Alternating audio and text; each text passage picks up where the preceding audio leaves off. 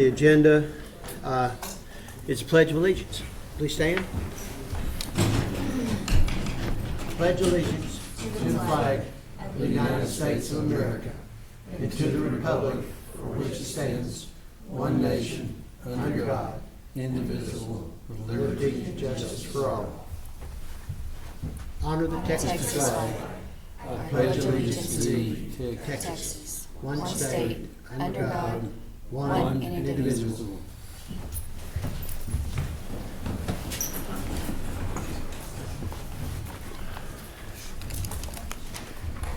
Okay, next item, we're going to take up a few consent matters.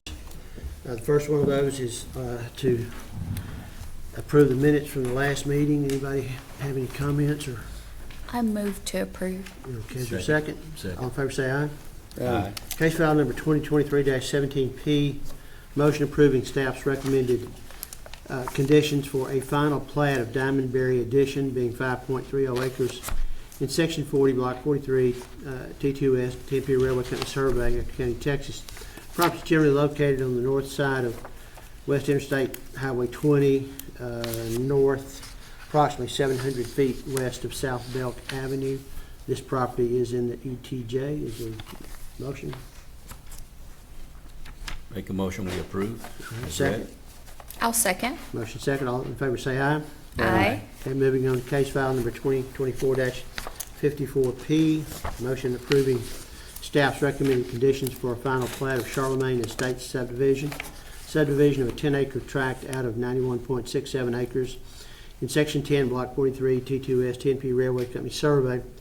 Property is generally located on the north side of West 42nd Street, approximately 410 feet east of West Fork. Again, this is in the ETJ.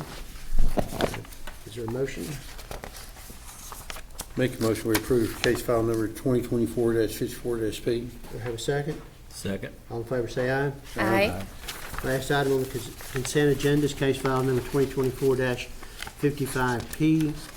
This is a motion approving the staff's recommended conditions for a final plat of Windmill Crossing Addition, 7th filing, being 10.14 acres of land situated in Section 27, Block 42, T1S, Tempe Railway Company Survey.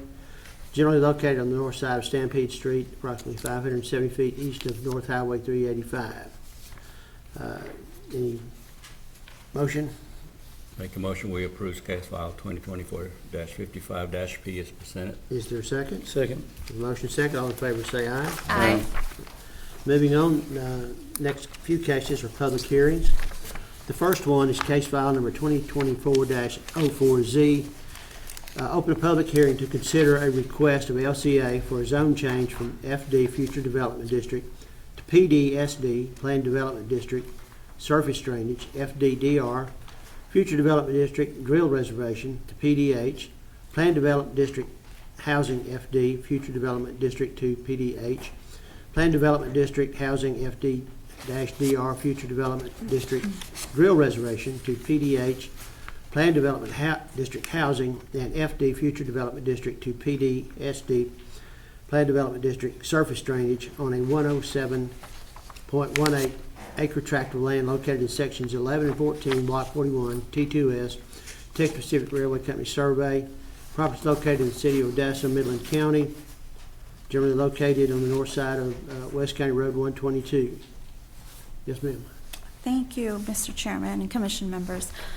The applicant LCA, who is the representative of DJK Incorporated, is requesting a zone change from Future Development District to PD Planned Development District Surface Drainage, to Planned Development, Future Development to Planned Development District Surface Drainage, Future Development to Drill Reservation to PDH, from Future Development to PDH Housing, Future Development Drill Reservation to Planned Development Housing, PDH, and Future Development District to PDSD Planned Development District Surface Drainage on a 107.18 acre tract located in sections 11 and 14, Block 41 T2S TMP Railroad Company Survey, City of Odessa, Midland County, Texas, for housing development, including special housing and green space.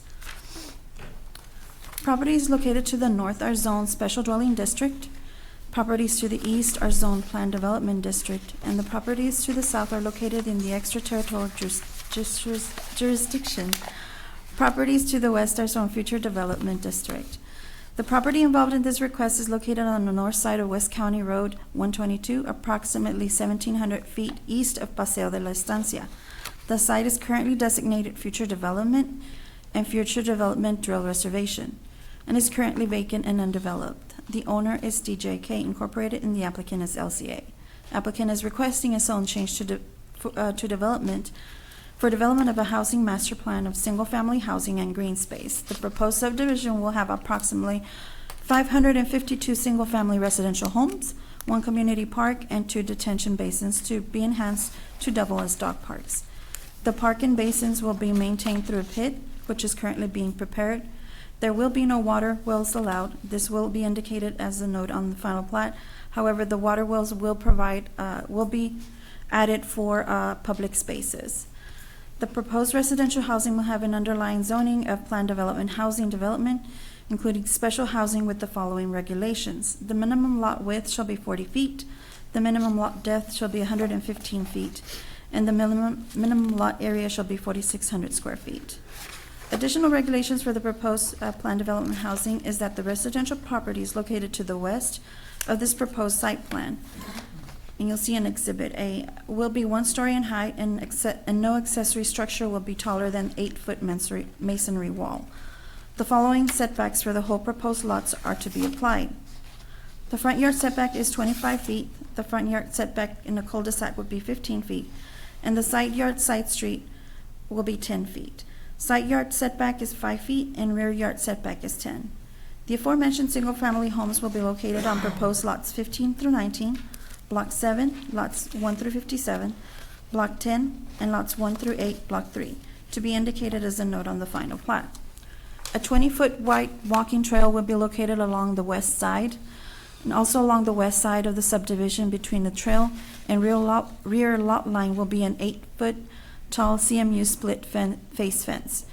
Mission right-of-way will consist of a 6-foot tall wooden fence, and a 6-foot brick thin wall will be located along the 75-foot Tesco right-of-way, parallel to Bankhead Highway, as presented in Exhibit A. Using the city's identified priorities contained in the City of Odessa's comprehensive plan to evaluate zoning amendments, the following comments are offered. For comprehensiveness, the proposed zone request is not contrary to the established land uses in the general area or the land use plan of the City of Odessa's master plan. The property is located near to special dwelling district and single-family estate and planned development housing. Livability, the proposed zoning would not have a negative impact on the site or surrounding properties. The proposed zone single-family development is not out of line with development in the area. For reasonableness, the proposing zoning district will be encircled by existing single-family housing and will facilitate a compatible development to the existing land uses in the area.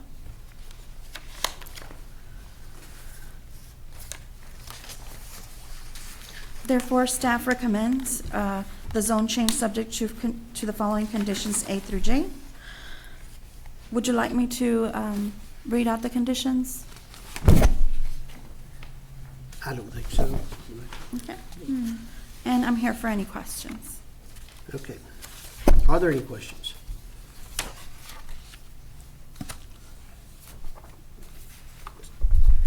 So if there is no water well, we're gonna have city utilities? So the city utilities will be for the housing. The water wells will be for the trails and parks. Okay. Any other questions of staff? Okay, thank you. I would note that this is a public hearing. If the applicant or the agent this here would like to come forward and tell us any more. Any questions of the agent? Okay, again, this is a public hearing. If there's anyone in the audience today that is here to speak either in favor of or in opposition to this matter, I would ask that you come forward at this time and give us your name and your presentation. Seeing no one coming forward at this time, I'll close the public part of this particular matter, turn to the commission and ask if there's any discussion or any further questions. Have any? comment? It kind of seemed like a nice new development. Yeah. When you specify the conditions, Okay. you need to indicate that these conditions are. All right. No further comment from anybody. I would note that staff has pointed out that if we approve this, we must indicate that it's subject to all the conditions that staff has set forth. Yeah. Including the ones on the, This including the is ones that three. got modified on the floor. So Okay. you would be recommending approval for a zone change with the following conditions through A through J, with the modifications that the front yard setback be 25, that no water will be allowed except for the use in public spaces, and that the fences shall be placed throughout the subdivision as shown in Exhibit A. Okay. All right, thank you. All right, now that we've been instructed, is there a motion? Make a motion, we approve case file 2024-04-Z as presented With the staff, with all the conditions, with all the staff recommendations? the staff recommendation. Okay. I second. Have a motion second. All in favor say aye. Aye. Any opposed? Same sign. Okay, moving on now to case file number 2024-08Z. This is a public hearing to consider a request by Los Cuatro Amigos LLC for a zone change from future development district to mixed use on a 159.28 acre tract of land located in sections 10, 11, 14, and 15, block 41, T2S, 10P Railway Company Survey, Midland County, Texas. Property generally located northeast of the corner of the intersection of San Gabriel Road and West County Road 122. Yes, ma'am. Thank you. With this presentation, I'm introducing a new zoning that we had already had in our zoning ordinance. It's MU, Mixed Use Development District. It would facilitate different types of uses in a development. The applicant is Newton Engineering LLC, is requesting a zone change from future development to district to MU, Mixed Use Development District, on a 159.28 acre tract situated in sections 10, 11, 14, and 15. Block 41 T2S TMP, Railroad Company Survey in Midland, Texas, for the development of a multiple land use site which proposes boarding of a tourist housing which will introduce a resort-style housing typology, a golf course, and a country club, which includes an equestrian facility. The applicant, Newton Engineering, who is representing Los Cuatro Amigos, is requesting the approval of this zone change. This use development district will allow for proposed 11-acre tracts resort-style housing for short-term and extended use, an 85-acre tract golf course, and a 63-acre tract for a country club, which includes the equestrian facility. Using the city's identified priorities contained in the City of Odessa's comprehensive plan to evaluate zoning amendments, the following comments are offered. For comprehensiveness, the proposed zone request is not contrary to the established land uses in the general area or the land use plan of the City of Odessa's master plan. The mixed-use development zoning district would allow a complementary mix of resort-style housing, green space provided by the golf course, as well as a country club with recreational uses related to the equestrian facility. For livability, the proposed zoning would not have a negative impact on this site or surrounding properties. The proposed development is not out of line for the development in the area. The resort-style development would create a complementary use of land that might otherwise remain vacant. Reasonableness, the proposed zoning district will be encircled by existing single-family housing and will be conscious to remain compatible to the development land and existing land uses in the area.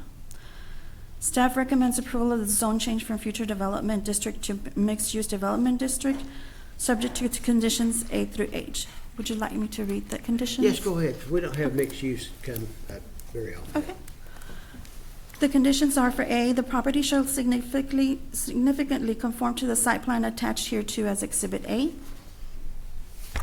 The following land use will be allowed under mixed-use zoning district: for boarding or tourist housing use with an introduction of resort housing style topology, a golf course, and country club, which includes equestrian facilities. C, that the Lot 3 resort housing identified as Exhibit A as boarding or tourist housing is subject to the following conditions and regulations. They should not exceed the maximum of 16 resort houses. The maximum area of each resort housing is, shall be at 1,000 square feet each. The housing shall be at 1 story in height, and they should comply with the City of Odessa ordinance parking standards and not be developed as single-family homes. That a final detailed site plan be approved by the Director of Development prior to submitting the building permits. Excuse me. For number 1, details shall include all buildings, parking, landscaping improvements, the general location of the necessary public and/or private roads, development areas, open space areas, including both improved open space and natural open space, public and/or private trails, public and/or private parks and recreational facilities, public building sites, any major stormwater drainage ways, any planned waterways, and the anticipated location of any other major public facilities required to serve the residents and property owners within the project area. For condition E, that the site plan shall meet required setback for the quartering of horses according to the City of Odessa zoning ordinance, which is in definition, section 14-9-1A152. That the site plan shall conform to the regulations set forth in City of Odessa ordinance for exceptions of keeping livestock or fowl in section 2-1-13, and that the signs of the property shall conform to the regulations set in the City of Odessa sign ordinance in section 14-10-1. For H, that the landscape on the property shall conform to the regulations set in the City of Odessa landscape ordinance, article 10-2, landscaping regulations, sections 10-2-4 through 10-2-10. And I'm here for any questions. Oh, the housing. Excuse me, I needed to add something. Can you go back to the conditions? B. B, you're at number 4, up there. Okay, number 4.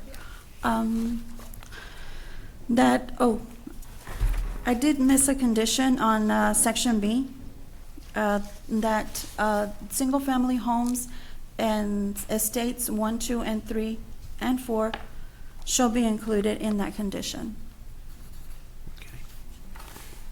All right. So this is one of the first mixed use that Yes, sir. Mhm. we've had. Do you have any issues with it from a city standpoint? Everybody happy with it, on board with the concept? No. We haven't received any comments, protests. We didn't receive any letters or anything like that from the adjacents. This is a new concept. The difference in what you guys are, like I explained earlier, what you guys are usually accustomed to when we bring up PD is the PDs are usually more detailed compared to an MU. An MU is focused more on the land use and what the possibility can be for it. Therefore, that's why you're not seeing the detailed. The housing and I'll divert later on to Kyle, the housing is if they choose to kind of, what I understand, if they choose to kind of walk away from this project, is that they will just continue on the housing as already is there. So that I would kind of see it as it continues on as what is established within the neighborhood. And if they move on with the rest of the MU would be the state's, I guess, the golf course and other use that would be assigned to it. So it is different. We do have how the project that you guys heard before will be right next to this project as well. And there were no public comments. Nobody had any issues with the We tourist did. housing?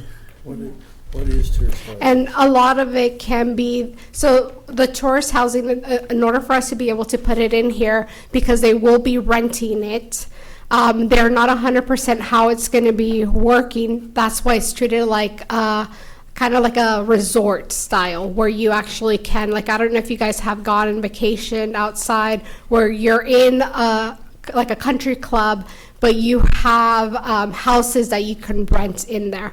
I will defer also to the applicant, but what we were told is that they were just going to have like kitchenettes at the most. They're not going to be full kitchens in there. That's all Like gonna be efficiency approved. apartments? Or some type of little condo type thing? I don't think they're fully, and I'll divert to the applicant Okay. on that, but from what we know, it's just more to support the overall atmosphere of there. So therefore, it's more of a stay location for them. I think they also have a country club that is a part of this whole development that will be connected to it. So that's where you would be able to attend to go eat. I see. Are there gonna be, does the mixed use designation have less restrictions than a planned development or? Yes. Okay. Does the city have in place guidelines for short-term rentals? We don't. And this is the only way that we can protect ourselves and protect the client as well, because then it becomes Airbnbs and they're not allowed inside city limits at this point. Okay. Any other questions of staff? Thank you. Oh, do you have something? So I wanted to add to that you had mentioned if there were any protests. We did send out 59 notices, 2 were returned, and we had 0 approvals and 0 protests. Okay, all right, thank you. Again, I would note this is a public hearing, and I'd ask if the applicant is in the audience, agent would like to come tell us a little bit more.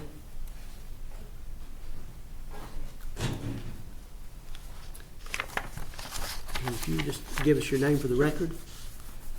Colin Newton, Newton Engineering, here on behalf of Los Cuatro Amigo. Okay. So here to answer any questions. I think Elizabeth laid it out very well on our intention.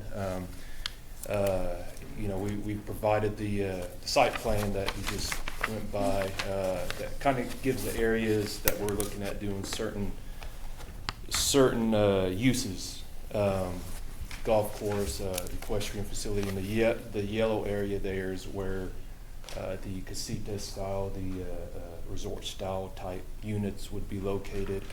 Or if the market, you know, changes or if plans change, that would be the area we would look to continue the single family housing, which would essentially just be an extension of what we've already done around that clubhouse today. So.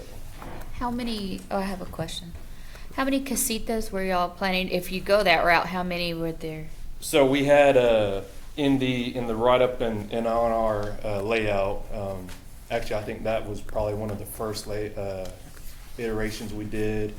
What I saw in the packet is the most recent, and I also have it here. Okay. But we had a max number of casitas of 16, so 16 little resort 16 of them. units, Okay. yeah, kind of sprinkled in that area.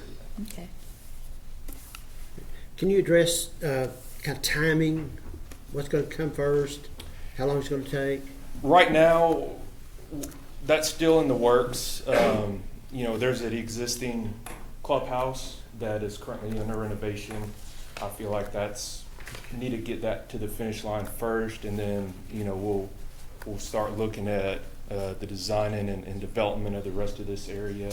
There have been conversations of working with a golf course consultant, kind of getting them already on board. But, you know, this is kind of our first step. You know, we need to make sure that this concept is approved, you know, really before we start diving too deep into it, so. Okay. Let me see if I have. Any other questions of the applicant's agent?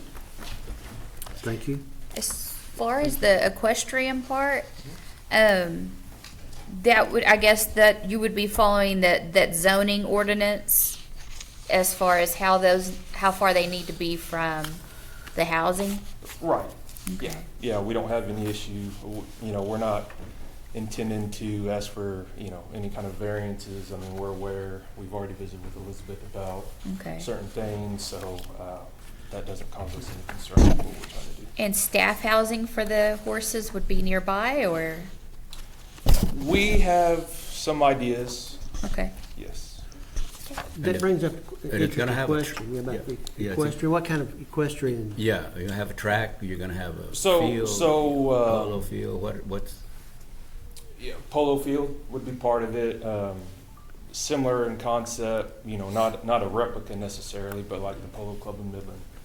Got a Okay. polo field and facility there, so, you know, that's some of the elements that we would envision in that area.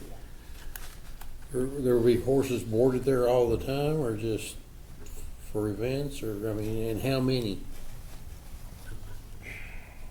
I don't have that number on me. I haven't got that number from my client, Okay. for that specific number. I think isn't there a limit that you can have? There is, I believe. Yeah, so- At that time, Right. but it's based on that chapter of the animal chapter, and that's So why. so it's subject to existing, Yes, and that's why regulations. we put it in as a condition, Right. that they just need to Yeah. follow that section of the code. okay? Once they know how many. All right, any other questions? Okay. All right, thank you. Again, I would note that this is a public hearing. If there is anyone else in the audience today that would like to speak in favor of an opposition, please come forward at this time.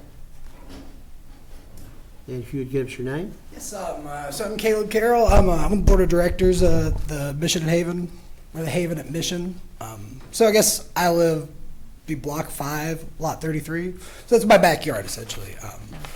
So my whole question is, so 2 weeks ago we received this notice in the mail, and so I decided I should probably come here and check it out. There's no real definite plans. They changed this to mixed use, and they're bound to anything, is my question. So it seems like, and I'm all for horses. I love horses. The more horses, the better. If they just put horses there, I'd be very, very happy, truthfully. But for some reason, I have a doubt that that's what's going to happen. So anecdotally, in the past year, they built one residence up on that side. So there's one road that they dug in there, and they built one residence. The traffic and just riffraff that came from that process just ended like a month ago. So, and that was just one residence. So,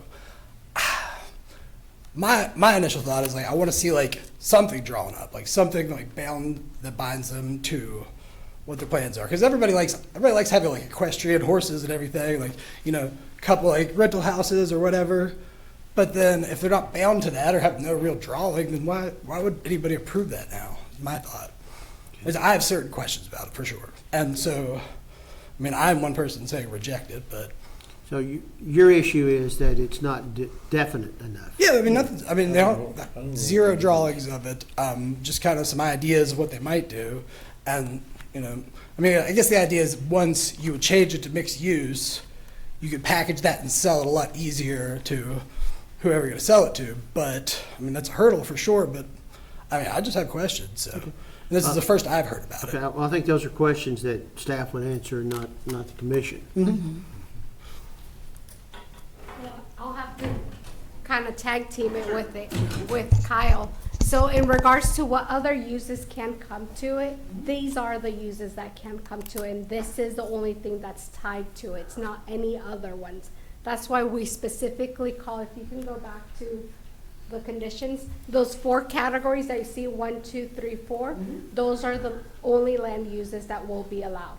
When it comes to like the traffic into that area, I would have to defer to our traffic engineers in order to be able to address that as, For sure, I have questions.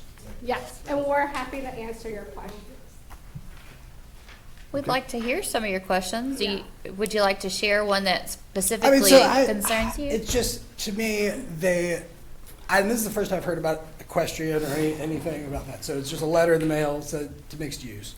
And so I decided I probably should show up for that. I mean, Right. so first question is what exactly is mixed use? You know, I mean, it could be just about anything. So they're bound to this kind of thing. It could be either be a horse track or horse stables or houses or like estates. So I mean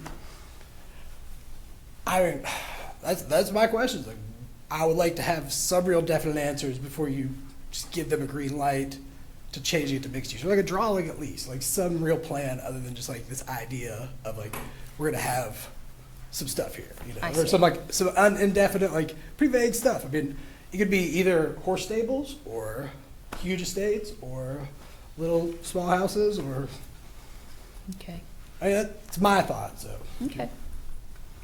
Thank you. Well, my understanding, and this is to staff, the mixed use, because of the mixture of stuff, they're, whatever the staff has approved, this is what we have to stand by, right? And if later on they want to come in and change stuff, then they have to come in. That's Through the the commission, thing, right. that they would not come in through here. Yeah. That doesn't mean that you guys can add conditions to this. You can table it, and I don't know if they can come up with something else, but that's the whole point of the MU. It's focused more on the type of land uses that will be coming to this area. And like I said, we have the 4 categories in here, that's the only land use that it can come. But they're gonna have to be, if we approve this, they have to abide to what's on What's here in already. here on What those- staff has put down. Yes. City ordinances and everything. Correct. Regulations, okay. Yes, so they wouldn't be able to put apartment complex, for example. You know, like, they wouldn't be able to put a school in there. The only uses are those 4 categories that are there. I'm sorry, it can be any mix of that. There's no definition at all of like what. Can you go back to the exhibit? So this is, oops, sorry. This is the quantity of that land use that they're putting in there. So the yellow is the housing with the, in addition, it's either gonna be housing or like the resort style housing. And then the lime green is for the horses. And then the darker green is for the golf course. So they're adding to the existing golf course there? So there's 2 golf courses. Are there, And is there that- so one? There's not one, right? It's new golf Oh, course. you wanna come? So this isn't this would be a golf course that is associated with the club on this site. So, I'm sorry, you keep talking about that. And these are going to be amenities to that club. So I think I heard something about, well, we could sell it. We have no intention to sell it. These are all going to be amenities to that clubhouse, to that club. So Where's the 600 houses gonna be with all this green space? That's right. Where's the 600 houses gonna be if this is all, except for the yellows, green space? In the yellow. It's not, that ain't big enough for 600 houses. no, But they're casitas, is what they're 600 proposing. houses. Well, 16. The 16. overall plan was a cost, But No, no 600 houses. That's why I That was was the other asking one. how many, Oh, because he's proposed, if I heard you correctly, you're proposing if the casitas would be built, they would be built in that yellow section? Correct. And those are approximately 16, and they're smaller than a yeah. single-family Yeah, home. okay. Yes, this outlines the criteria that we Right. are going to have to abide by, that we've already visited with planning Right. and staff about. Okay. So we've worked through these details together to present this case, and so yes. So I think that's why. Yeah, they're we've such- outlined what we have talked about and what we are comfortable with as far as how does that develop. So Okay. this kind of outlines the criteria that we have. to but you're follow. talking about a country club where you're seeking members. Yes. Right. So it's not necessarily like the old Mission Country Club where you had the country club and the houses all right. But you're going to develop a country club that is going to emphasize golf and Yeah, equestrian. so like the golf course would be tied to that club. Yes. Okay. So it's not so much the Yeah, residential development. the Yes. only living out there is gonna be in the casitas, probably part-time. Like type rental type. Yeah. Yeah, yes. Right. Thank Okay. you. You're about to say something? Oh, no, I was gonna ask him if he can stay so I can get his contact information, so if they Right, need okay. to discuss more, they can. Okay, all right. Is there anyone else in the audience today that would like to speak in favor of or in opposition or just express an opinion on this matter? Seeing none, I will close the public part of the, this matter and turn to the commission and see if anybody has any questions or discussion or any thoughts. So if you decide to approve this, we do have to make sure that we state that we're doing it based on the following conditions, A through H, with the modification of allowing the SF Housing Estate 1, 2, 3, and 4 What is that Yeah, exactly, does what that is that? mean? So So that 4 means- single-family homes would fit No, there? no, no. Those are the type of housing Okay. that is allowed, but they would continue it as what's already established in that neighborhood, which I believe it's 3, SF3, right? It's actually PD. Oh, but it's under SF3, right? Yeah. So in that case, if they decide to do that, they would probably amend the original PD to add these into there. But if we're changing it to MU, Yeah, really. You can always come back and amend and do anything that you need, but then Same that's as- when it comes to the whole process of Okay. coming back to you guys. So you have the option to, to move forward with the approval. If you decide that you denied, they have the option to appeal and still go to city council, but that would require them to have the supermajority vote. okay. Or I don't know if it helps to tabling it, because I don't think you can add anything else. What's the concern? But at this point, when we had the amendment about single-family housing, they can't put single-family housing where the horses are or where the golf course is. They unless have- they get- Inside of those areas, they can't. It's where the yellow is. So in other words, so it's one or the other. For example, if they don't do the casitas, they could do the single-family Yes. housing. And they're basing it coded on the 3. market, of what the need of the market is, when they decide to develop at that time. Okay. Okay. To be clear, what other things can be placed on the lime green and the darker green? That's it. Just golf course and horses. Yes, or else they have to come back and change the zoning for it. Okay. Matt? Seems like the city retains control, less control they might have in other circumstances, but there's not a whole lot they can do, in my opinion. But if they're approved for the horses and the golf course, there's no talk of parking or facilities or, I mean, That's correct. So your concern it's is, too open. I mean, It's a little not too defined. vague, I guess, Yeah, is the problem. It's a little too vague. yeah. From our discussions, they were going to use the parking from the existing country club that's there. Okay, do we have a map that shows the placement of the country club? Is there Does the something aerial that- show it? I need more detail. That's all there is. Go back. No, go to the lower.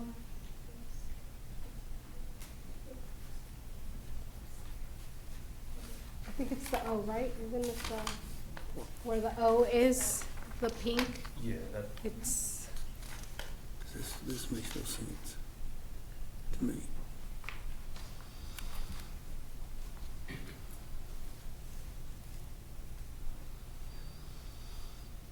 All right, so for the golf, the parking would be at the country club.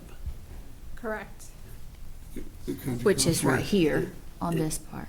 Oh, oh, So that, out to the, I'm sorry, out to the, is that west? Yes. What, is that just open land? That's the one that you guys just heard about the So that future other housing. development's gonna back up to It's this? gonna be right next to it. So there is no parking on that side? I mean, that's where the little walking trail would be in between? Correct. Okay, and as far as parking, I mean, we're still obligated to meet city standard, you know, so as this develops, and if it's identified we need more parking, we'll handle that internally on the site, so. Basically, you have no parking now. Well, we have the existing club and the parking associated with that. Yeah, where but is the But existing club on As we here? develop these areas, you know, we'll need to make sure that we meet, Yeah. we'll need to make sure that we meet the city's requirements for minimum Because they got 600, parking you got spaces. 600 houses going in there also. That butts up to this. okay, but I'm not following your concern about parking on that area, because the country club the golfers will park at the country club. There's no specific means for parking though. They could put a country club in there at this with no parking. The club's already there. They already already have, there. they It's already already there. have club. Club's already there. It's the open- We've already got I know it's permits. so for club, it but there's not rented. much parking there. They're gonna How pull many up, space parking is they're gonna pull up existing? a map so we can see an area. That's the question. How many existing spaces are there? Because around that club, there's not much. Well, I guess as long as they put it in that area.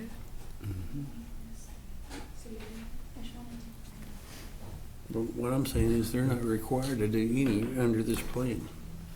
Well, but I don't think that they would I don't develop think, I anything don't without- think they without would parking. too, but I see a bunch of weird stuff. Yeah. Put it on paper and then we'll look.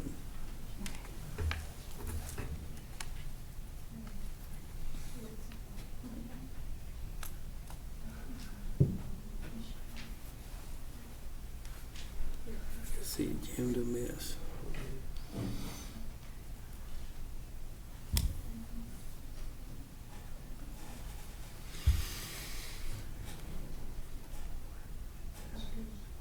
Getting closer.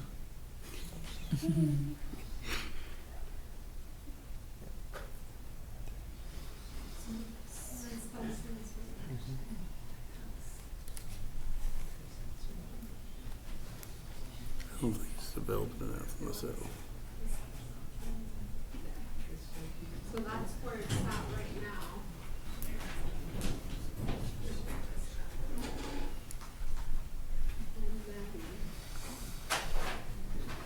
So as it currently stands, you don't know how many parking spaces are there? Currently, I don't have that count, but that club's existing. We've got permits and we're renovating it right now. As this develops, we're still gonna have to submit our plans and it's all gotta be approved and that's all gotta get checked, so. But I don't know why they don't have a master plan. I think it's right. It's this area right here. See this little deal right here? But the city I think that's it.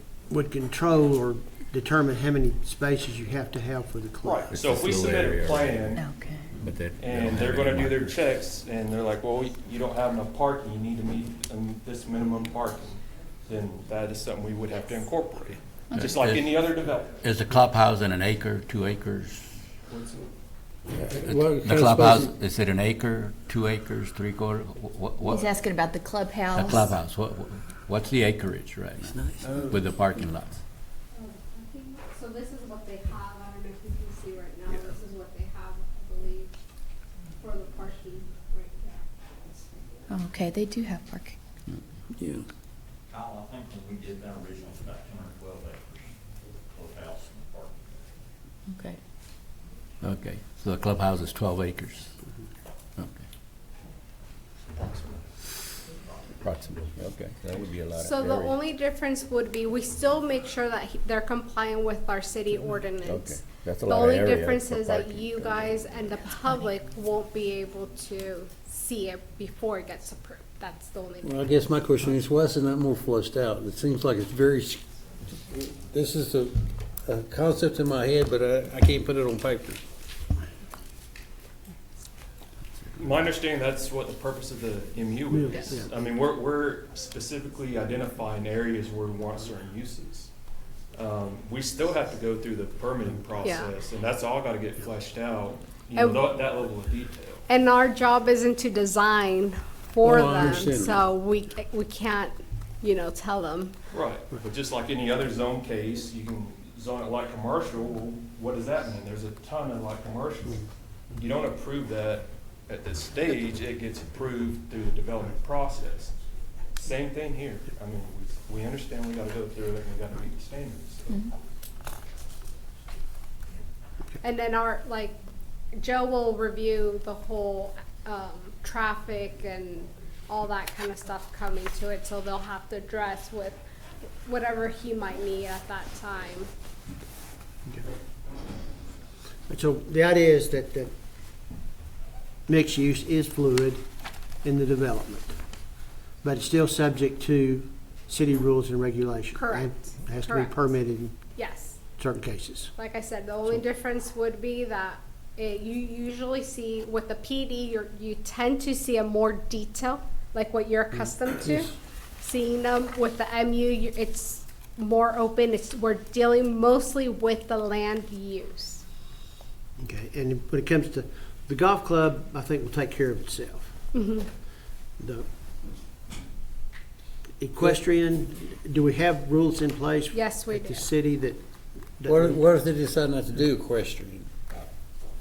Then they would have to come back after it changes for a certain amount. They can extend, so the only uses that they would be able to put in there would be one of those 4 categories.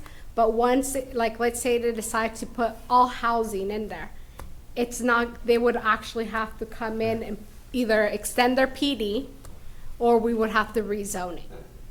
Okay, I'm curious, what benefits does MU provide you in your development?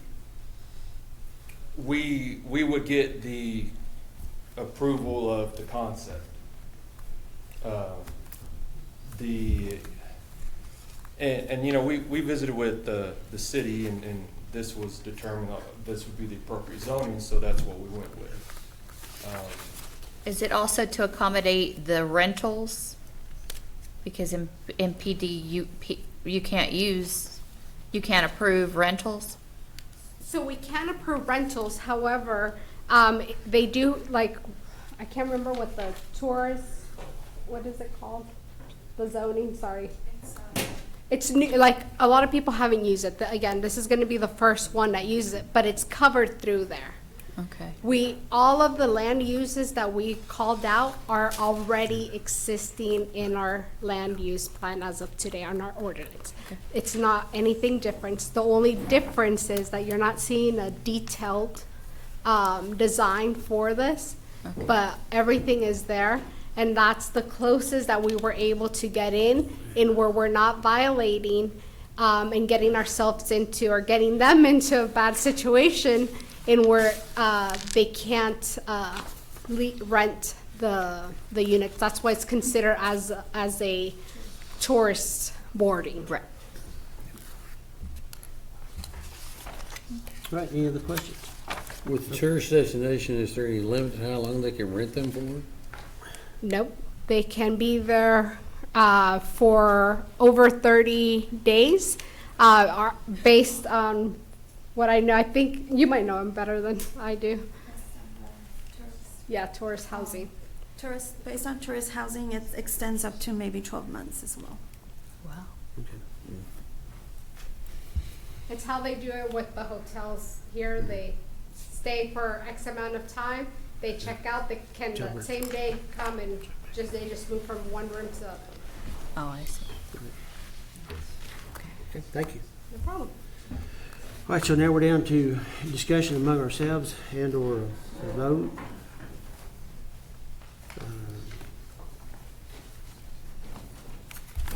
I like the idea.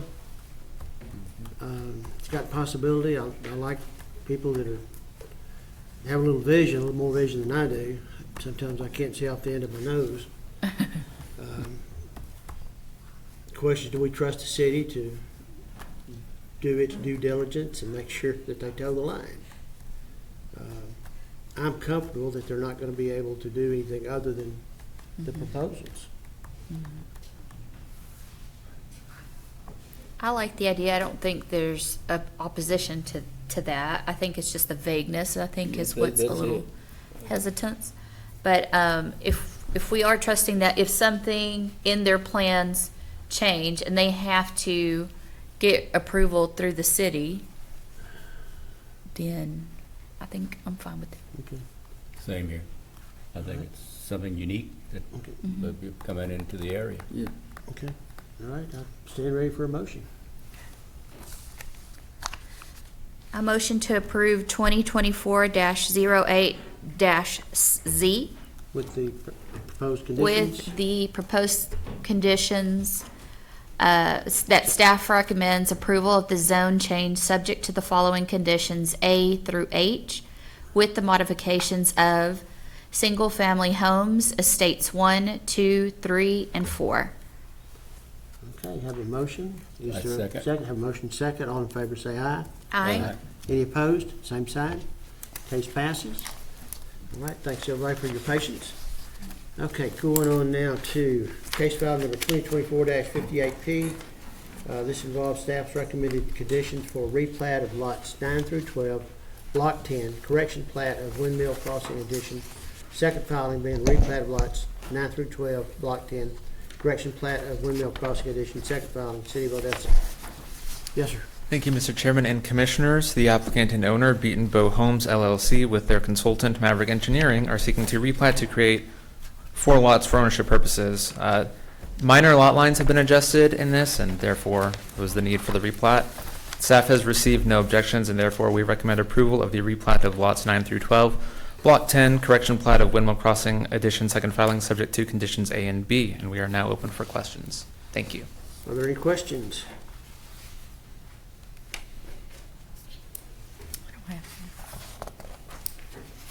So, rather, they are just adjusting property lines? Yes, sir, just slightly.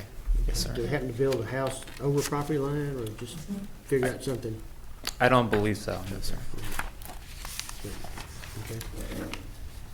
Any questions of staff? No, thank you. It's a public hearing. I'm sorry? Public hearing. Yeah, I would note that this is a public hearing, so if there's anyone that is here to speak in opposition or in favor of this matter, now would be the time to come forward. Seeing no one come forward, I will close the public part of the commission, turn to the staff and ask if there's any discussion or a motion. I don't have any.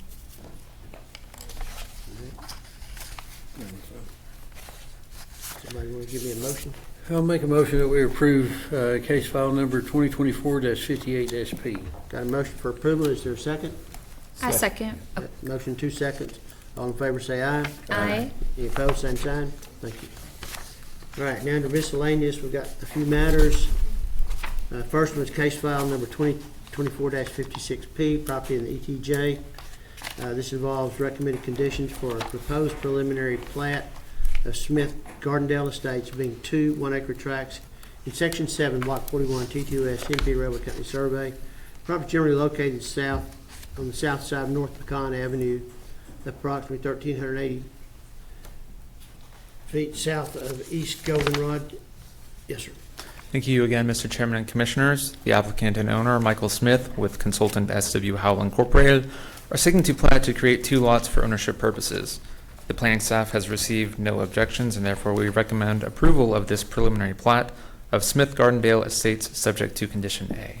We're now open for questions. Thank you. How unusual is it to have a plat where the properties are not contiguous? Maybe, do they already own the one in middle? I will defer to my manager for that Okay. question. Okay. Well, it just, yeah. Since they're in the original vicinity of the previous plat, then they're, we have done this in the past. They are owned by the same, they have the same owner. Okay. So yes, it has been done before. So they own that piece in the middle as well? Let's see. They do. Okay. Yes, they do. That makes more sense. Well, what happens though if they sell the piece in the middle, you got other pieces that are So once they try to do anything with that middle piece, they're gonna have to come back and replat. Now, once they do submit for the replat, it's gonna be a continuation of the lots that are already platted. So, Because it's got their easement there to come Yeah, in. I don't have a problem with it, just kind of a head scratcher. As a title examiner, you Yeah. just don't see that very often. It's a future problem. yeah. All right, okay, thank you. Any other questions? I stand ready for a motion. Make a motion, we approve case file 2024-56-P in the ETJ as presented. Is there a second? I second. Have a motion second. All in favor say aye. Aye. Okay, thank you. Motion passes. Going on to case file number 2024-57P. This property involves a replat of lots 1 through 16, block 127, and 5,120 square feet of alley right-of-way in College Addition. That's in addition to the city of Odessa, County, Texas. Property located on the southwest corner of the intersection of Grant Avenue and West 17th Street. Yes, sir. Thank you again, Mr. Chairman and Commissioners. The applicant and owner, Grupo Tapatías Incorporated, with Denise Hernandez being the president, as well as with their consultant, SW Howell Incorporated, are seeking to replat to create 2 lots for ownership purposes. This replat request has received no objections. Therefore, staff recommends approval of the replat of lots 1 through 16, block 127, and 5,120 square feet of alley right-of-way, College Edition, subject to conditions A through I. We are now open for questions. Thank you.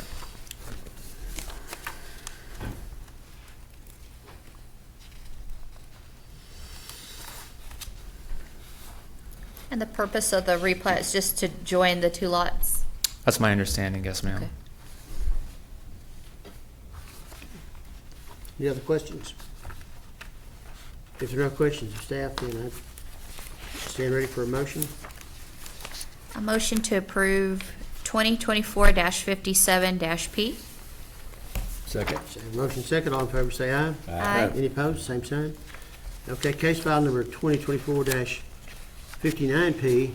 This involves Medical Center Northeast Edition, second filing, being a replat of Lot 3, Block 1, Medical Center Northeast Edition, City of Odessa, Ector County, Texas, generally located on the northeast corner of the intersection of Dr. J.K. Wood Avenue and Dr. Emmett Headley. Yes, sir. Thank you again, Mr. Chairman and Commissioners. The applicant and owner, Ector County Hospital District, as well as Community National Bank with consultant LCA, are seeking to replat for ownership purposes. This replat request has received no objections by city staff, and therefore we recommend approval of the Medical Center Northeast Edition second filing replat, subject to conditions A through D. We are now open for any questions. Thank So you. we're going to put a bank on that little triangle that's being replatted. I believe that the applicant is here, and I would defer to them.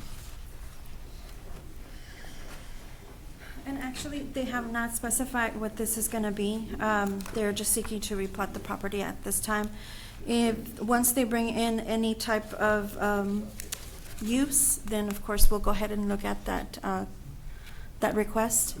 My understanding, of course, might be a bank or something similar Well, to I'm an just kind office. of curious. It said the applicant is the hospital district, and the bank, I wonder how the hospital and the bank would call it. Either, I can answer all those All right. questions if you want me to. Yes, sir. Yes. Inquiring minds want to know. Yes. Thank John Landgraf, LCA.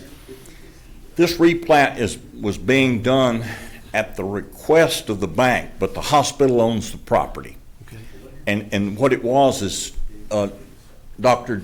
J.K. Wood Road was a private street built by the hospital, and the city would not let the bank have access to it unless it was a public street. So we rebuilt that, and Mr. Tucker can verify that. It was designed as a public street, completely rebuilt as a public street, and this plat is just dedicating that right-of-way. That's all that's happening. Okay. All right. It was confusing, but that Yeah. clears it up. Okay. Did not realize that was not Yeah. a private, street. public street. Yeah, I didn't know that. All right. I think I'm clear on that. Does anybody want to make a motion? And the notes on the pipeline won't affect your future plans? That, the notes on here say that we have some, pipelines under a certain part of that replat? That's not gonna interfere with your plans? No, Okay. we've already done everything the pipeline company wanted. If Oh, you go that's back already to one done. of those, you can see a little hump in Okay. DJK. We went over I see. the pipeline to their specifications, yeah, Okay. right there, so. Anyway, I see. it's all built, Joe, you tell them that's a city street now? That's okay. Okay. Not a private street. Okay, thank you. I think when Janie did it 20 years ago, it was a private street, but the Okay. bank is the one that had to have a public street so they could have access to the community bank, which is on the On opposite this corner. side, okay. Yeah, what happened to this, and John explained it correctly. What happened is it was originally dedicated as a private street, built as a private street. They asked to donate it to the city. We they agreed to go in and widen it and rebuild it to city standard. In order for us to take ownership, they have done that. Okay. So this plat will dedicate it to the city. Thank you. Right. Very good. Okay. All right, we're down to case file number, No, we haven't have approved. a motion for, I make a motion to approve 2024-59-P. have a second? Second. Have a motion, 2 seconds again. All in favor, say aye. Aye. Any opposed, same sign. Motion passes. Now we're down to case number 11, case file number 2024-60P. This involves the replat of lot 77 Bates Airport being subdivision 2.27 acres in section 43, block 41, D2S, 10P Railway Company survey. This property is in Midland County. It's generally located on the north side of West County Road 171, being approximately 70 feet north of South County Road 1312. Yes, sir. Thank you again, Mr. Chairman and Commissioners. The applicant and owner, Titan Factory Direct with consultant SW Howell Incorporated, are seeking to replat to create 2 lots for ownership purposes. Staff has received no objections. However, I would like to note that we have not received tax certificates yet, but they are to be brought in with the Mylar, and we have discussed this with the consultant. So they will be brought in with the Mylar for signing. With all that said, staff recommends approval of the replat of lot 77 Bates Airport, subject to conditions A through C. We are now open for any questions. Thank you. Okay. Any questions? Just in this picture, it looks like that encroaches on their existing fence of somebody else. Yeah. What it looks like. If we're looking at this photo, is that red drawing accurate? Because it looks like the tip of the bottom lot there. Let me see what lot that is. It looks like that's encroaching on the existing neighbor's fence and property.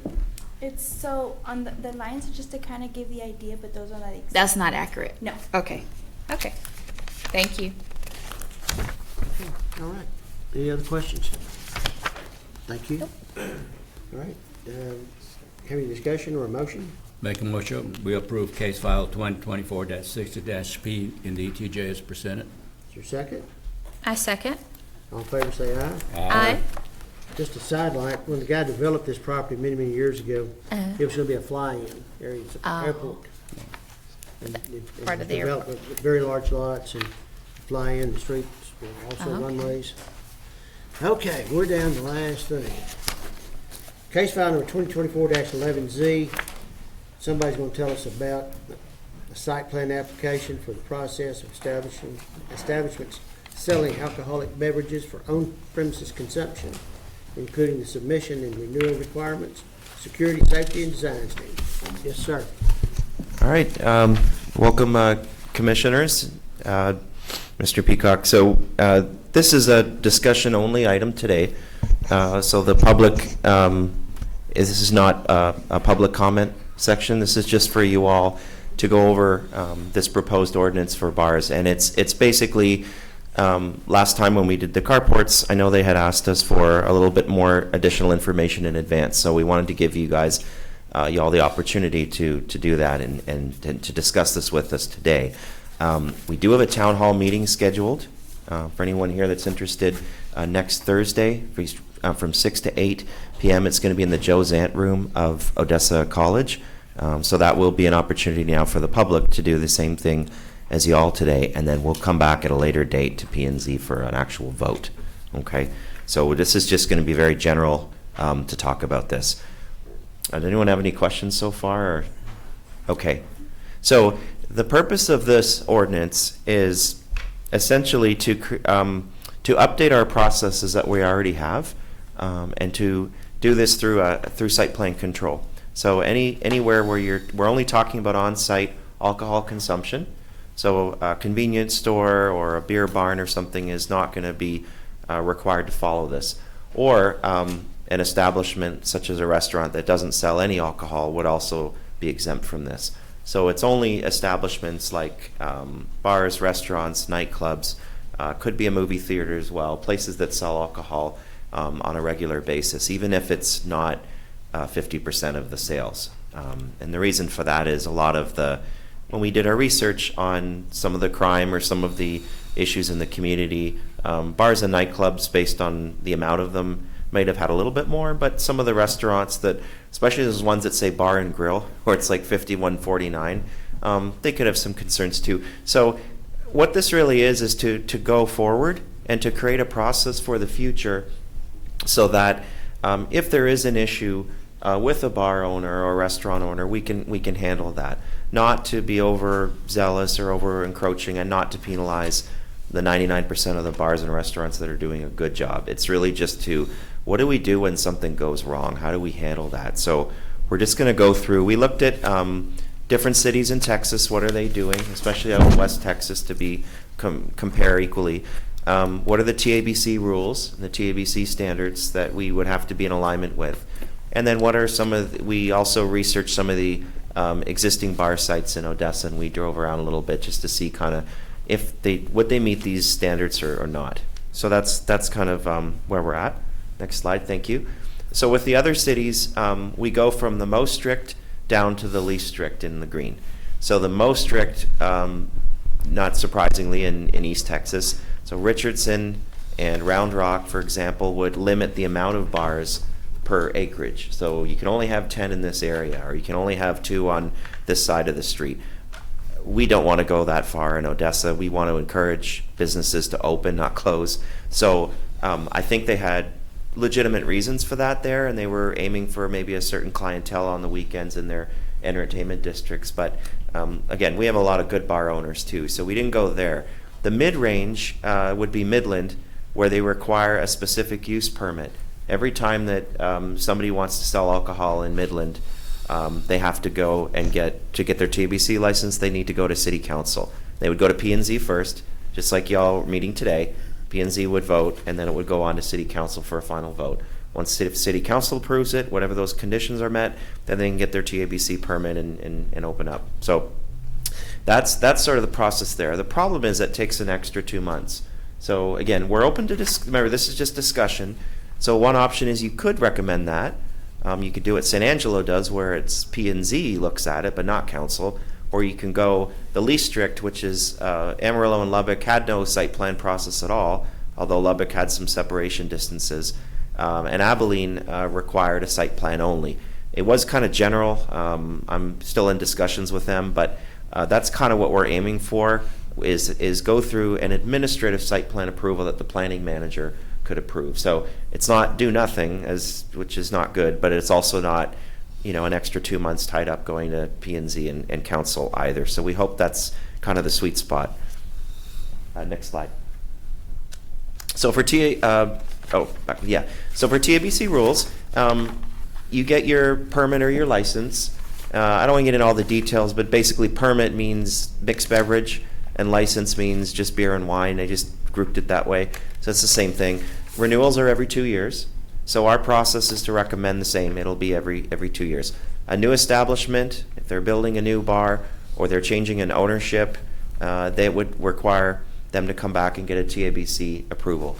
My understanding right now, it comes to the city. We have a little checklist, I believe that Building and Collections gives out. So they get that checklist. They have to get it through building and get it through planning to sign off on it. The problem is, in 2 years from now, when they come to renew, if they're not expanding the floor area, or they're not changing the ownership, so it's still Joe's Bar, and then in 2 years it's Joe's Bar, there's really no enforcement from there where they would have to come in and nobody would really know about it or check anything. So all this is really to allow that extra step of a process that essentially we already have. We just don't have it codified, and things get missed. So this is really just a way to protect us. And again, for that 1% of the bars that are not complying, now we have a mechanism to enforce the change. That's all this really is. TABC, if there's a major violation, they have some administrative ones, but anything big like a murder or stabbing, they can issue a violation, they can do a temporary suspension, and then they can also cancel a permit. So we really just want to be in alignment with what TABC already does. For minor offenses, they can, instead of the suspension, the owner can pay them $300 a day. So that's some of the research we did. Next slide. So in the last 2 years, we looked, because it's 2-year approvals, and we just looked at, in Odessa, Most of them were in Ector County, and then we've got that little part in Midland County. So we had 50 TABC permits in the last 2 years. This is only as accurate as the website. We seem to think there's some more out there, but let's just to give us an example. None of them were suspended, but that doesn't mean that they didn't have problems. So let's go to the next slide, please. So you can see that in just 30 days, we got this from OPD. We did a public request. They were very helpful, and our GIS team, thank you to them as well, to compile some of this for us and get some of that other stuff eliminated, so we had a shorter list. So we only looked at the major things that would affect crimes that would be in bars or restaurants. So if somebody just was walking around late at night, I mean, it's not really a crime to do that, but a disturbance could be an argument, and then a drunk driver leaving the site, a drunk subject. So that one of the nightclubs had a fight, and then bars and restaurants selling alcohol, the disturbance could be anything from yelling, screaming, or throwing a punch. So are the numbers really high? They don't seem that high, but remember, this is just 30 days. So if you do it over a year or over a 2-year period, these are a lot of the things that we're missing right now because we just don't have the enforcement process. So we're hoping that this ordinance will allow that. Next slide, please. These are some site photos of some bars in town. We just drove up mainly off of a Grant. Next slide. Thank you. And these are some of the older bars. So a lot of these were grandfathered in, but you can see some of the pavements cracked. A lot of things that are probably a little bit outdated. Other things are good, like where they have their security cameras and they have lighting and things like that, but not all of them did. So this is just from our site vid. So here's what we're proposing. Next slide. Okay, so first definitions. We have definitions right now. They're a little outdated, so we figured let's do a zoning cleanup as part of this, and let's really spell out what do these things actually mean and where are they allowed. So bars mean 51% or more alcoholic beverages. If you're 50.999% or less and you sell food, you're a restaurant. A brew pub is something kind of new. A brew pub could be a bar or a restaurant. We just wanted to call it out. So that one really will depend on how much beer they're selling, if they're in that 51% or more. They also can't produce more than 10,000 barrels. So a brew pub is basically a restaurant or a bar that also has a little brewery, and they can do like a little microbrew and things like that. They're kind of neat. And then the term gastropub, which I didn't know until I did this ordinance, is it's where you serve food and beer together. They're kind of like these fancy new age kind of places. So I wouldn't, they're really a restaurant, but then you order something and it comes usually with a beer and a steak or wine and something. They're just for branding purposes. Okay, so we're not proposing any changes to where these alcohol beverage sales would be allowed, but what we are doing is by putting that asterisk there, we're saying that now in any of those uses that sell alcohol, if they don't sell alcohol, like a dance hall or a private club that doesn't sell alcohol, just food, they would be exempt from this. But the star basically says if you sell alcohol, then you would need a site plan. That's all that is. So they're still allowed by right, just like they are now. There's one exception in the retail and the retail 1 zoning. They still need a specific use permit. Our thoughts, again, this is just preliminary. Our thoughts is just to keep that. And why? Because the R and the R1 are usually those small scale retail zonings that are usually very close to residential, whereas a commercial or a downtown CB1, CB2 are usually going to have tall buildings around them. So we wanted to keep that process, which seems to be working so far. If you're in one of those local commercial zones, like very close to a neighborhood, you probably want to take those ones to council still. But the other ones would allow the planning manager to approve administratively. So again, we think that's a good solution for now. They don't have to go to council, but as we'll continue to the next slide. Same thing for restaurants, keep going. Okay, so the current versus the proposed. So only when there's a change of ownership or they're trying to expand their building that triggers a building permit, do we really get to see what's going on. Proposed, we're saying now they have to come in every 2 years and get a site plan renewal, no matter what, even if it's the same thing. They may not need any new plans if their plans aren't changing, but at least we still want to be able to have someone go out and inspect it, just to see that everything is still good. Application process, as mentioned right now, all the zoning districts, they would go through building permit. What they do is they submit, I'll just call it a general plan. So they still show their parking layout and they still show other things, but it doesn't really give us the chance to add anything to that. So again, if you're in R&R1, you still got to go to council anyway. The other ones, we just basically review a plan and say, that's it, you're done, but there's really no enforcement. One option in the new process is an appeal. So right now, there is no appeal. If you don't meet the standards, you don't get your permit or your SUP, you can appeal to P&Z if the planning manager says no, because maybe they didn't put in one of the requirements. And then you can also appeal to city council. So that's a question. Do y'all want to see these if in the event they are appealed? Hopefully we won't get too many. Or do you want it just to go straight to council? So that's one talking point. Well, we're going to open it up for questions at the end. And then finally, review criteria. So right now, you submit a plan. You have to submit also a site plan and a floor plan. Floor plan shows how much area you're selling for alcohol, because TABC will need that. The only thing that we're recommending is some extra design criteria that we think are important for alcohol. So what are those things? Having adequate lighting, making sure entrances are visible from a street or a parking area when someone's walking late at night. By the way, most of these are related to what the optional police programs do across the country. It's called CPTED, Crime Prevention Through Environmental Design. They usually would require those things. In Odessa, it's voluntary.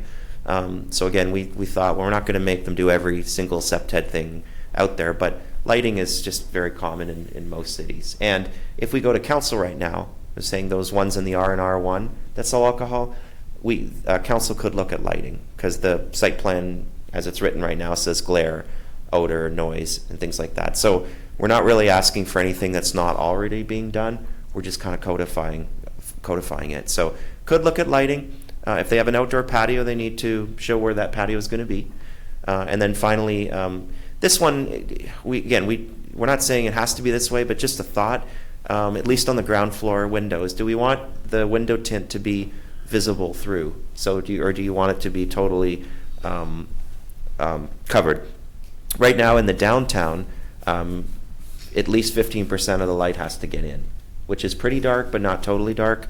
Other cities are actually more strict than that, and they say you have to be open. You don't necessarily want to be 100% open, because then the sun comes right in during the day when it's 110. So we thought the sweet spot was about 35%, which basically means you can actually have 65% of it dark, and then just enough to see in case there's an emergency or something like that. So something to think about. And then enforcement. Right now, this is the biggest reason we're here. We don't have a standard process right now, and there's not a lot of coordination, and that doesn't mean anyone's not doing it right. It's just we want to create a better communication line between the police department, between TABC, and between the city. So if the complaint comes to here first, all this is basically saying is we can then tell, for a serious offense, we can tell TABC, or we can tell the police. Both of them have the power to go to court and suspend or cancel their license. We could, in theory, also cancel the license. The only problem there is that then if the bar hasn't been prosecuted yet, then technically the bar has a TABC permit that's active. So it may be easier just to refer it to them, but then make sure that they do actually do that enforcement. In the event that the bar owner appeals a TABC, it's in the beverage code, we can actually, the police chief or the mayor or council can actually protest that and go to a TABC meeting. I don't know where that's going to be, and basically say, look, they've been really bad in the city, blah, blah, blah. So again, we're not sure how this will work yet. This is just talking points, but there's definitely, we're confident as staff that we can implement some sort of enforcement process if everyone works together. So next slide. So this is the updated process. And again, we still require a site plan right now. It just usually goes through permitting, and it's very general. And it doesn't, and then again, when they try to do a renewal, it doesn't always come back for a review. So that's the issue. So new site plan. Number 2, planning director makes the decision, or manager. She can approve with conditions, disapprove. Okay, so if it's a renewal, so we jump down to 7, they would still follow that same process in the beginning again, right? But in the case of a renewal, if one talking point is, let's say they're not doing what they should be doing. Let's say they have like 5 or 6 violations, or there was a stabbing or something, and they're just, things keep happening, not just a one-off. We could, at that point, enforce additional design criteria. We could require them to put in security cameras. We could require them to have, if OPD was open to it, or a private security company. So that's one option. That's optional as well throughout the process. So if they want to put in security cameras, we're not going to complain. We'd be happy with that. But in the event they don't, and then they continue to have violations, within the 2 years, that gives us a chance to, again, look at it again. And again, the good bar owners, great. You've got the same plans as before. It was Joe's Bar today. It's Joe's Bar 2 years from now. It's going to be a very quick review, and we're going to stamp approved, and it's going to move on. It just gives us that chance to go out and make sure that nothing's changed. That's all. But the ones that haven't been good, that 1%, we could technically add those things to our standards, and that's up to y'all to think about, and for council to think about. Again, this is just step one. So anyway, if it needs a building permit, and that's an if, then we go to number 5, and then they would submit that to permits, and then after that, they get their TABC sign off. So the process right now is they come into building and collections, I believe, and they get their checklist, and then they kind of run it around. I think with our MGO and everything going online, it's probably easy to have these steps codified. And so now it would be, you come here from planning, and you get your site plan approval first. And then you check to see if there's any building permits. So we do that first. Then you can take your checklist and get it signed off. So again, flexibility there. And then when we get to enforcement, it's still a question mark. But I think either way, the quickest way would just be, since OPD and TABC already take care of criminal matters, it's in their TABC ordinance, all the things that OPD looks at, TABC also looks at. So if OPD follows through and it goes to court, and let's say that person, okay, so one of the things, they sell alcohol to a minor. They know better, but they do it anyway. They could suspend their license, or they could revoke their license. So by having the site plan process, they have to come into the city first now, whereas before they didn't on renewals. So now it comes into us, so we can get that information from them. Or somebody could give us a tip and say, hey, this bar, something's going on, and then we could go out and investigate it and then report it to OPD. So it can go both ways. But I think that triangle between OPD, city, and TABC is what this is designed to do. It's not here to say, okay, you've got to spend $10,000 extra on something. Not at all. There would be the same site plan fee that everybody else would pay. We have about 6 processes right now that go through this. So manufactured housing, if you have more than 2 buildings or more than 1 building on a lot, you need a site plan. So a lot of these are planning manager approved already. So again, something to think about. Just some general regulations that we've kind of cross-referenced, but they're already required. There's a 300-foot separation from schools and churches.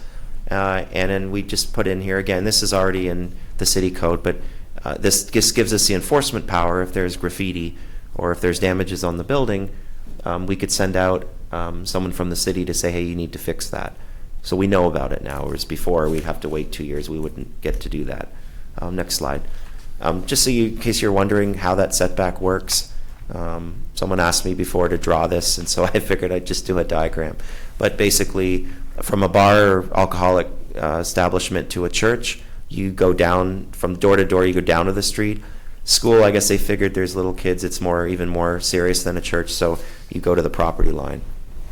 Next slide. Don't think we'll get too many of these, but for adult entertainment businesses, it's, again, even more stringent. You go right to the property line, and it's 1,500 feet. What's interesting in the zoning ordinance is 800, but those businesses need a police license from OPD. It was written into the code, I believe, in 2020. So because the zoning is we'd have to update that in our cleanup, but because the zoning's 800, the police is more strict, and it's really the 1,500 they'd have to do. We just wanted you to be aware of that and how it was measured. So these are the site plan criteria that we were contemplating and for y'all to discuss. The trash enclosures and things, I know, had some talking points, people had asked about that because that was in our original. We've taken that out. That is a site plan requirement anyway when it gets to building permits.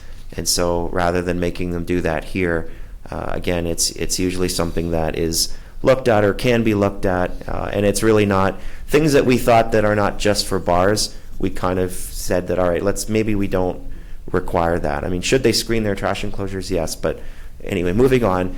So lighting, having the windows at least semi-transparent, having optional security, or if they do violate, coming back in 2 years, that could be a mandatory security again. So all these things are really just good practice. And I will say from driving around, like I would say most of the bars and restaurants are doing this. It's just to catch the ones that aren't. Next slide. So those are the design options. So there's that 35 tint that we're talking about. So when the darker it is, the closer it is to 0, and the lighter it is, it's 100. I had to learn what that illumination standard meant. So 35 is kind of the sweet spot. You can still see through. You can see people walking around.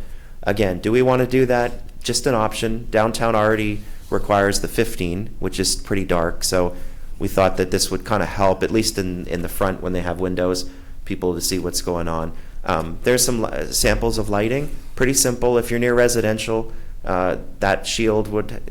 When we say shield, it just means that the light fixture couldn't spill over onto, the lighting couldn't be seen from the property. They'd have to just come down just a little bit further. A wall pack is the little one there. That's kind of a good example.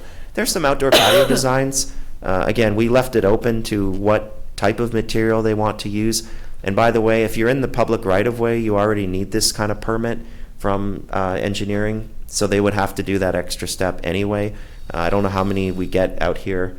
Probably not a lot, but this would encourage more businesses in the future. It's called a street beautification permit. So all we said is that if you're going to have an outdoor patio, at least have some sort of barrier up to 2 feet high. Why?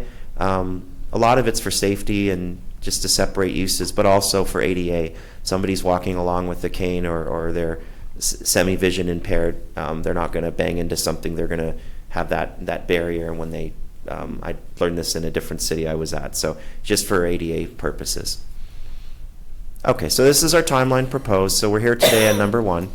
The stakeholder meeting would be next Thursday. That's the one at ODC.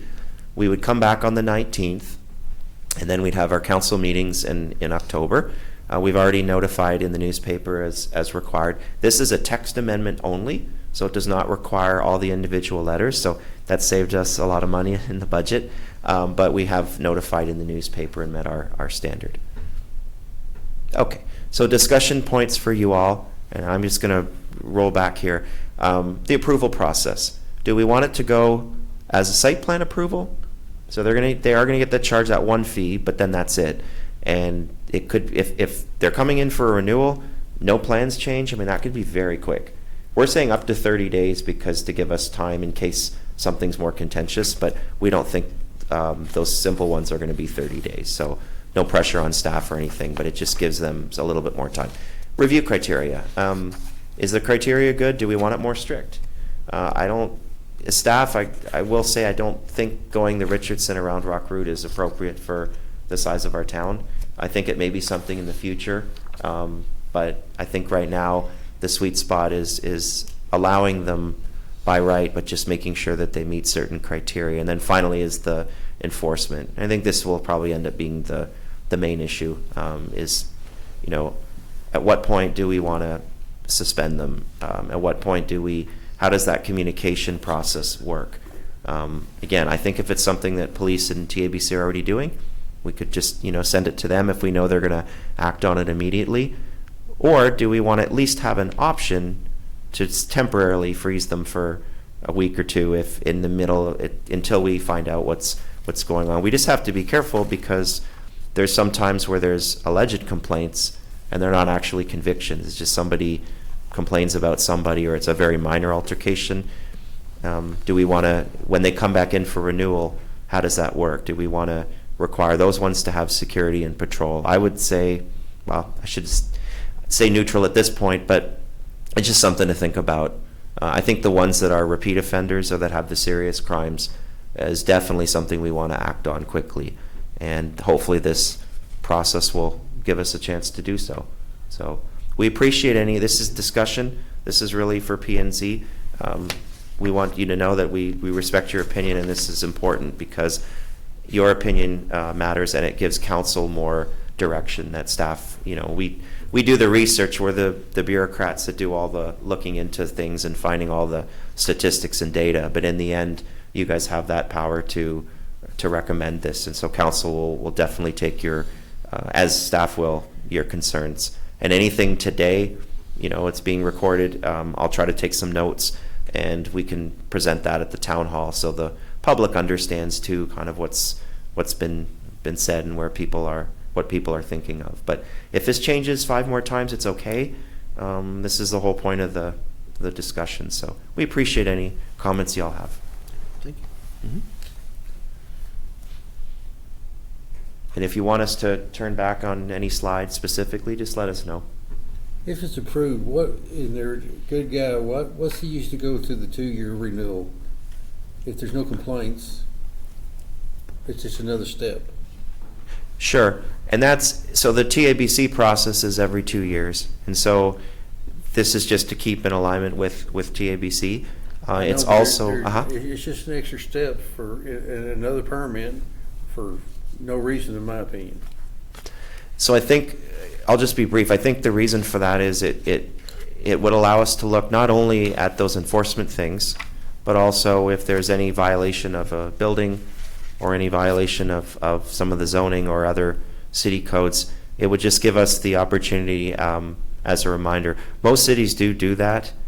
We could have done it every year, but we decided that's probably too cumbersome. But I mean, technically, if we don't do it and we stay the course as it is right now, notwithstanding this R and R1 zonings, we could do that. We could just say, all right, the problem is then how do we catch it? If we don't have a process, then how do we even remember who submitted what? And so that's kind of why we did it that way. Any idea what the site plan, or how much a site plan application costs? If we're going to do it every 2 years, what's the cost of filing that application? So the site plan fee right now for those other 6 things is $500. And that's another question, if that fee. I can tell you that there's a lot of hidden things that maybe not everyone knows, and you don't know until you work as a city official, but the time it takes to review plans, the inspection, and things like that. I know for a mixed beverage license, it's about $2,100, and then for a beer and wine every 2 years, it's about, I could be wrong, but somewhere in the range of $750 or $500. So I think they do have to pay the TABC fee. It's a lot less than that. In terms of other cities, obviously the ones along I-35 are going to be, those site plans are very expensive, and then out here I would say we're consistent with Midland and San Angelo and those other cities. So. And are you going to have to add a designated city employee to follow up on enforcement, or? That's a possibility. I mean, if TABC is right, I'm not sure that website is updated completely. Again, they've been very good to work with, but we're only getting about 25 a year. I suspect it could be a bit more than that. So let's just say it's 35 or 40. That definitely will increase the volume for sure of the workload. I can't say at this point how much extra work that would be, but that's something for y'all to think about as well, for sure.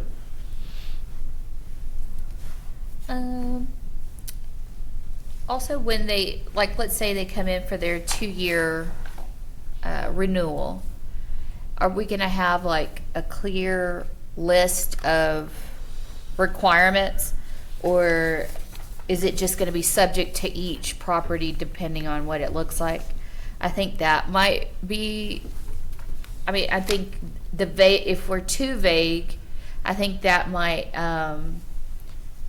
create some frustration probably with the owners to know what the expectation is. Yeah. But if we're going to lay out a certain expectation of what we want the property to have, or I think that would be necessary to have a more clear, broad for everybody. These are the the exact minimums you have to have? Correct. So what we were thinking of is, we have a site plan application that we've created right now because planning is actually working with My Government Online company to go online eventually anyway. That's public before, so we're comfortable saying that. We have a site plan application that's been tailored to that. So what this would be, similar to other cities, is you would either have a checkbox or probably I'm thinking maybe a variation of that. So you'd have your on-site alcohol sales would have its own application, and it would have the checklist. So it would say, okay, you need a site plan, you need a floor plan showing this, etc. We try to keep it compact, and that's correct. And that's what most cities do that have site plans. They just have like an extra check sheet for the alcohol ones. So we could do that. Okay. And that's a good idea. Yeah. All right. Thank you. Look Yes, forward to thank you. Okay. Get back on this.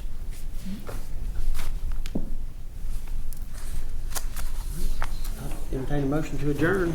Make a motion, we adjourn. Second. Anybody opposed? All in favor, say aye. Aye. All right, thank you.